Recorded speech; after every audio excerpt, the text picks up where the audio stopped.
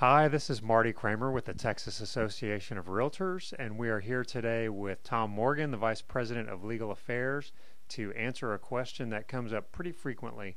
Tom, I got an email from a Texas Realtor, and what she wanted to know, she has seen several transactions and been involved in a few where lenders are not acting in a timely fashion, and she wants to know, is there anything that she can do if they're extending timelines, moving past the closing date? She's running into trouble and says she hears the same thing from others.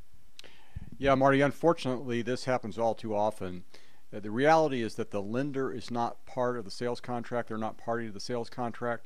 So there really isn't a sanction on the lender if they don't do what they say they're going to do and loan the money at the closing date. Really, the parties to the contract, the buyer and seller, have no option if the bank won't lend the money other than extend the contract or terminate the contract. The only way you can terminate a contract is if the buyer and seller agree to terminate the contract.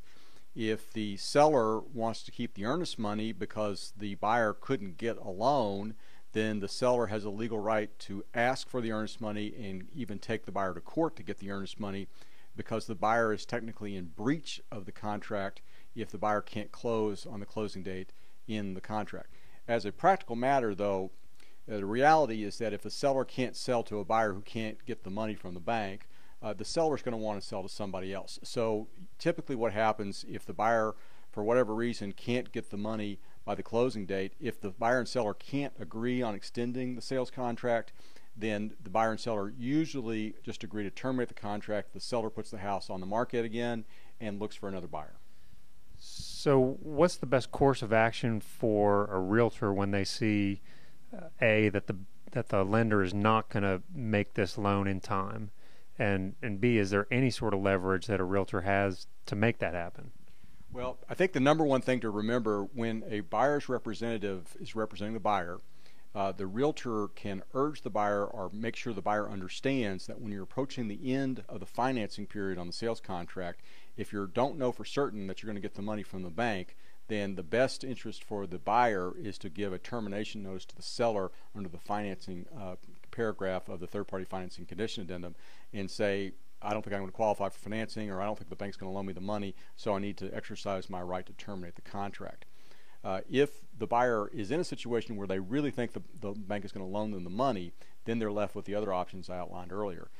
Really, the realtor, to be in the best position to help the buyer, should have knowledge of lenders in the area who are reliable and have a good reputation. Just like with any other referral of possible vendors on a real estate contract, it's best for the buyer's representative to have a list of lenders that they think are reliable and professional. The problem for the realtor, of course, is that oftentimes the buyers will apply for financing before they ever talk to the realtor. They'll find some teaser rate on the internet and sign up and get pre-qualified or pre-approved and think that that means they're going to get the money. Well, the bank doesn't actually have to lend the money just because they give them a pre-qualification or a pre-approval letter. So the buyer has this excessive expectation of what they're going to be able to do at the closing. The realtor, the best thing they can do in that situation where the buyer already insists on using a particular lender, is to try to lower their expectations and explain to them that, well, you know, even though you've got this pre-qual or pre-app letter, that's a pre-approval letter, there is a possibility the bank won't lend the money. They're going to be stuck, and you may even lose your earnest money. Very good. Thanks very much, Tom. Thank you, Marty.